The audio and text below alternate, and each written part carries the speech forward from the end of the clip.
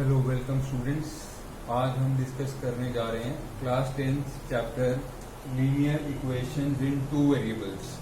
Linear equation जैसे आपको पता है कि जिसकी डिग्री जो है 1 होती है, means highest power of the variable अगर 1 होती है उसको लीनियर इक्वेशन बोलते हैं।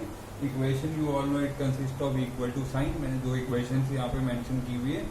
To variables, variable you know जिसकी वैल्यू वेरी करती है, जिसका मतलब ये है हमने यहाँ पे एक्स वाई कंसिडर किया है, जिसकी वैल्यू वेरी कर सकती है, चेंज हो सकती है, उसको आप वेरिएबल बोलते हैं। यहाँ पे हमने वेरिएबल्स को एक्स वाई कंसिडर किया हुआ है। तो I have written two equations 4x minus 3y equal to 1, 5x minus 7y equal to minus 2। Now अगर आपको चेक करना है इस इक्वेशन के कितने सोल्यूशन है, तो उसके लिए एक स्पेसिफिक मेथड है जो आपने पहले इसको सीखा होगा। तो आज के टॉपिक में हम यहाँ पे इसको लीनियर इक्वेशन को सॉल्व करेंगे और इनका सोल्यूशन फाइंड आउट करने की कोशिश करेंगे। तो first method of solving the linear equation is called elimination method. I am writing the method elimination.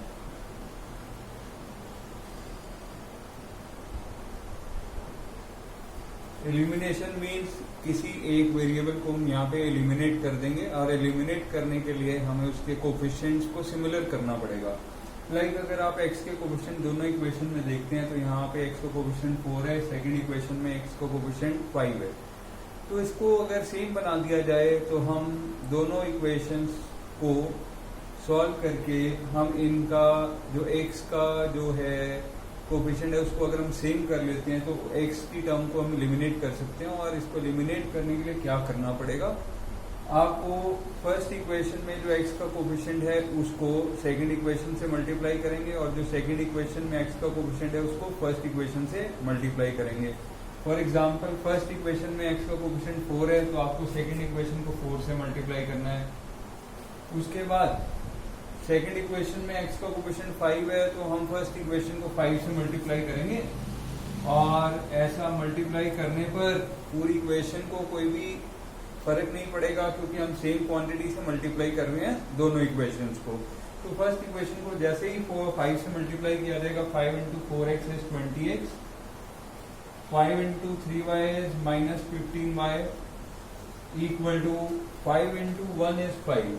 तो आपने याद रखना है सारी टर्म्स को एक कांस्टेंट से मल्टीप्लाई किया गया और वो कांस्टेंट कौन सा था, जो दूसरी इक्वेशन में x का कोफिशिएंट था उससे हमने मल्टीप्लाई किया है। ऐसे ही फर्स्ट इक्वेशन में x का कोफिशिएंट 4 है तो हम सेकंड इक्वेशन को 4 से मल्टीप्लाई करने जा रहे हैं और इसको 4 से मल्टीप्लाई करने के बाद 4 times 5 is 20x, 4 times minus 7 is minus 28y equal to 4 into minus 2 minus 5।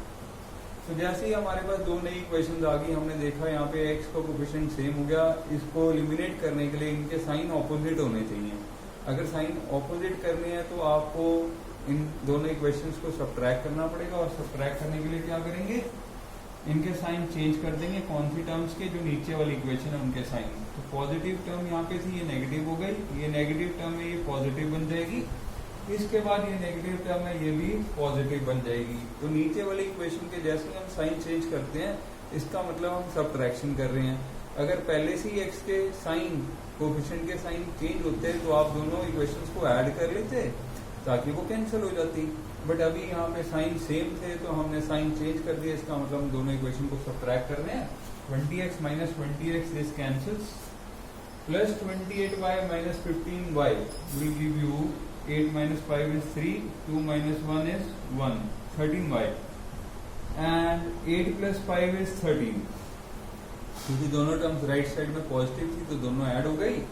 Now 13 is multiplied by y, इसको आप क्रॉस मल्टीप्लाई करके राइट साइड पे शिफ्ट कर सकते हैं। y equal to 13 upon 13 and numerator denominator same है तो cancel होके आपने याद रखना है, इसको 0 नहीं लिख देना। ये 13 1 से 13 होता है तो y की वैल्यू 1 जो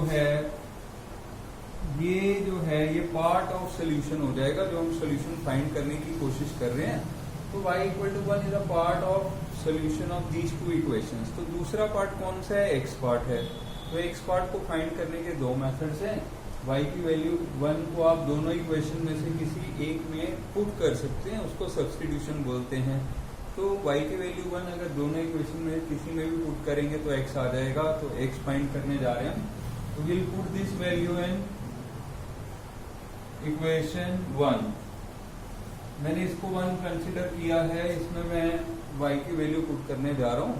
तो जैसे ही हम वैल्यू पुट करेंगे 4x minus 3, this is 3 into y, y की वैल्यू आपकी 1 आई है तो y की जगह पे 1 पुट करेंगे, इक्वल टू राइट साइड है 1।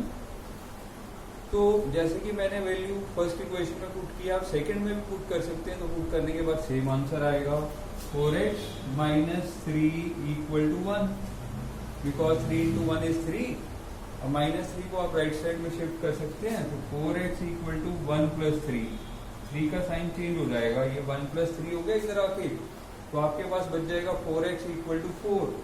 तो इसके बाद मैं यहाँ पे इसको लिख रहा हूँ ताकि आपको विजिबल हो।